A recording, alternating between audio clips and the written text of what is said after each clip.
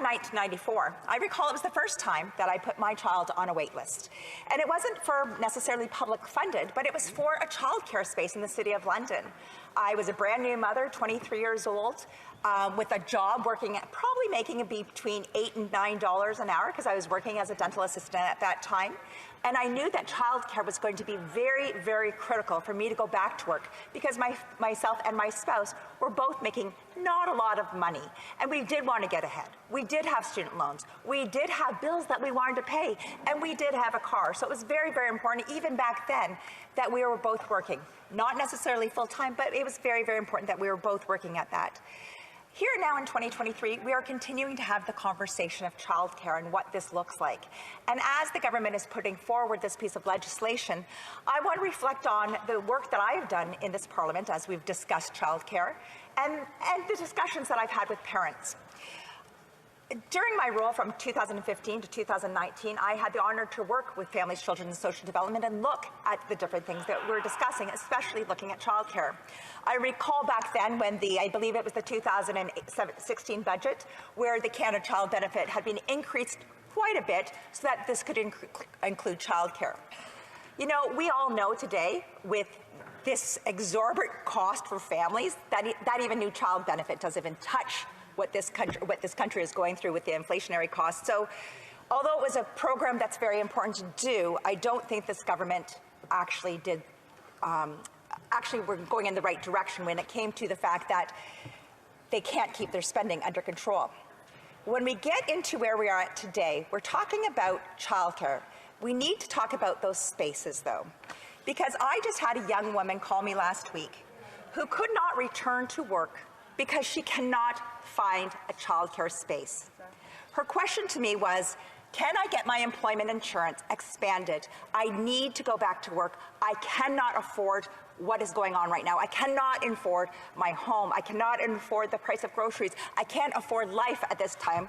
And I need to go back to work because my EI for maternity benefits and parental benefits has run out. I could not believe when having to say to her, I'm really sorry. I know she's been trying for the last year to find a childcare space because her child was just born, but there is not a space for that child. So this is where we talk about looking at these programs and making sure that we have enough spaces. I recall also back in 2018, one of the greatest challenges that they were having in Langley, BC as a tour that I was doing there, I was at the YMCA, where they were paying their childcare providers $22 an hour. Now, I see in this piece of legislation, they're talking about averages that people must make. But we have to also understand that $22 an hour in Langley, BC cannot keep a childcare provider because of the cost of living being so outrageous. And this is where we really need to focus on the labor market. We really need to focus on the cost of living. We really need to say what is going on here. Because many young women, because this is a very heavy-oriented women's occupation, many women choose to be childcare providers. Many women choose to be educating small children, whether it's kindergarten through grade 8, because of the love of children and want to be part of that. But we're not getting to where we need to be because these spaces are not available. And in Langley, BC, when a person making $22 an hour cannot afford to work in that profession, they're going to find another profession. And that is what we've seen. We've seen an exodus out of professions that may be lower paying. And so it's good that we're seeing a bit of an increase. But at the same time, I'm wondering, what are we going to do to sustain this type of program?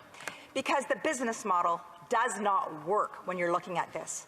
And that's why I want to bring in this discussion of entrepreneurs, women entrepreneurs.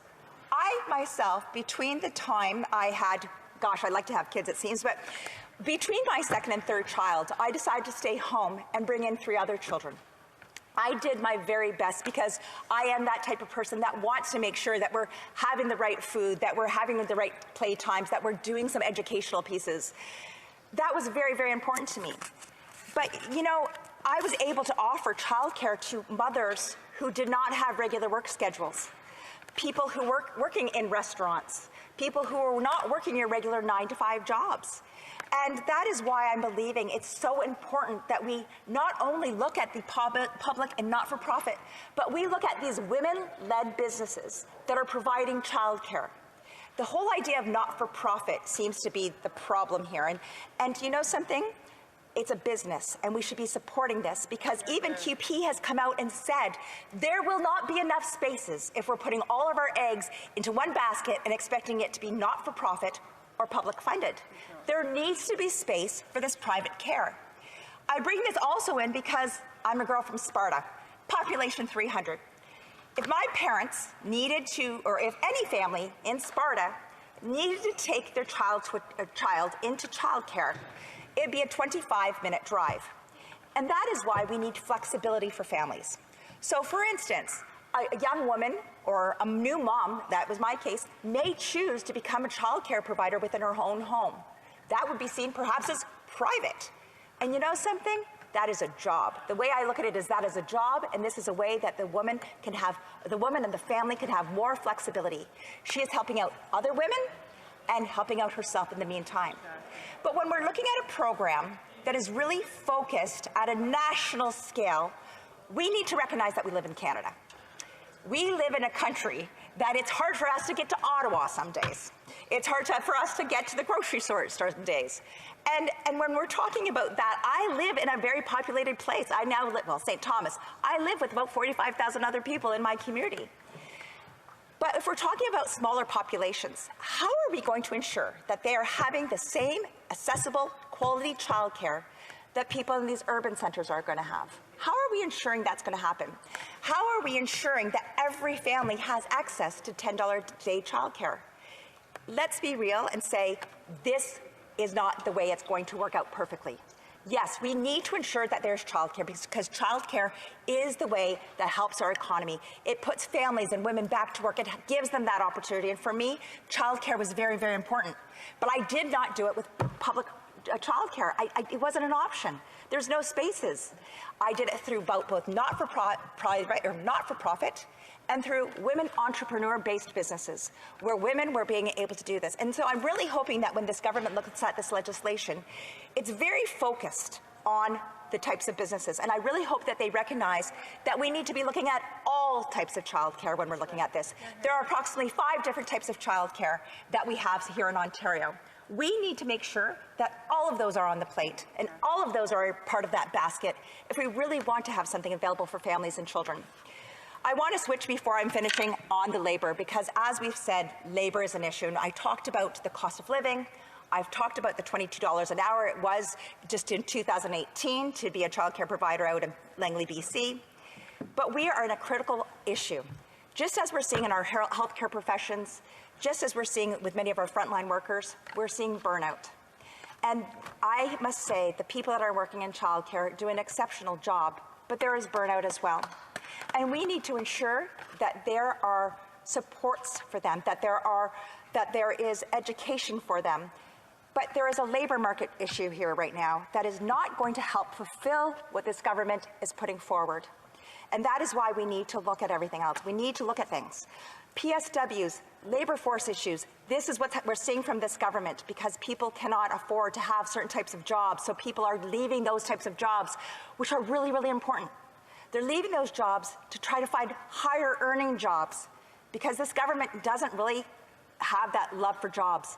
Many people that are working in ECE are doing it because they love children. And I don't think this government recognizes that it shouldn't just be one way. We should make sure childcare is accessible for all. Thank you very much, Madam Speaker. Questions and comments? Questions et commentaires? The honourable member for Victoria. Thank you, Madam Speaker. And I want to thank the member for her speech, for her advocacy for childcare in general. But I did have some concerns with some of the comments, especially when she said that the focus on nonprofit childcare is the problem here. And I think my deep concern is that what I've heard from Conservatives, both kind of the Doug Fords provincially, but also from the Conservatives here in this chamber, is that they want to put public funds into what should be nonprofit supports.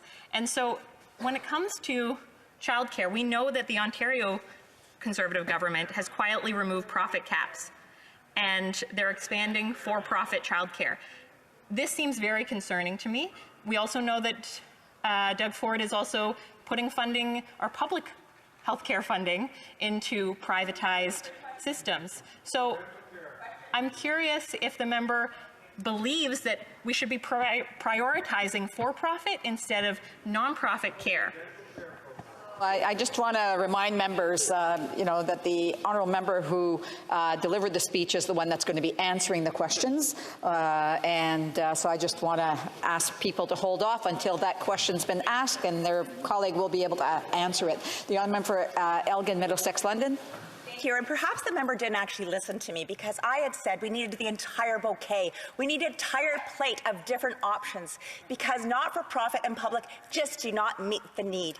So rather than making this political, rather than calling Conservatives out, rather than saying this is what we've done, let's talk about the children first here, because it's the children that are missing out on all of this political crap that people are talking about. That is where we're going here. I listened to this question. It was a political attack. It was not about children. If we're talking about for-profit versus this, what we need is a system that works for parents. Hear, hear. And it's not just one type. It needs to be all of these different systems working together to ensure that we have childcare across this nation. Thank you. Questions and comments? The Honourable Parliamentary Secretary, the Government House Leader. The Honourable Parliamentary Secretary to the Minister of Families, Children and Social Development. Thank you, Madam Speaker, and I want to thank my colleague across the way for her speech, and as she well knows, I'm happy to talk about childcare all day long. I'd just like to share or ask the member, the Bill C-35 is really the legislation that encompasses what the agreements that have already been put in place. And if we look province by province, much work was done to identify and register a wide array of childcares. And while, yes, there are caps on private, there are private childcares that have been grandfathered in Ontario. But the idea is to create more spaces because the market demand for spaces is there. Each province gave us a list of how many spaces they need.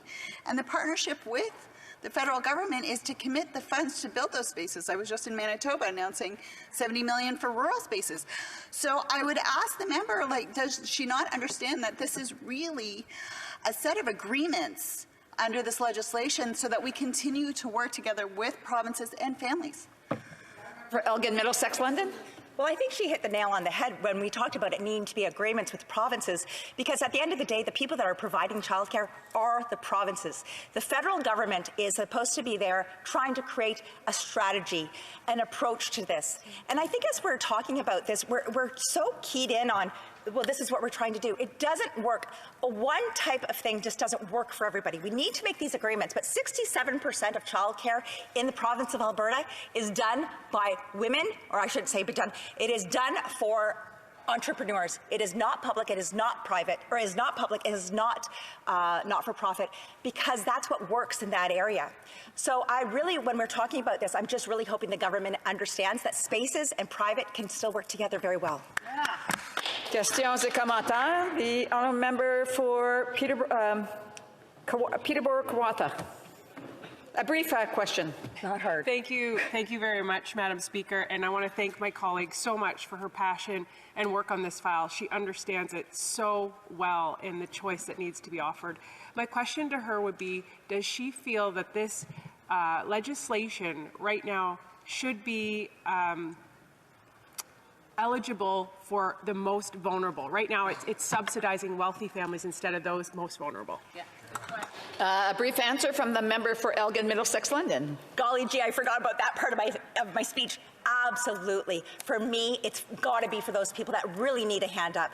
That is what this government should be doing, is giving a hand up. Making it so that millionaires can take those spaces of people who are trying to get into the workforce should not be happening. So absolutely, it should be income tested for sure. Thank you. Thank you.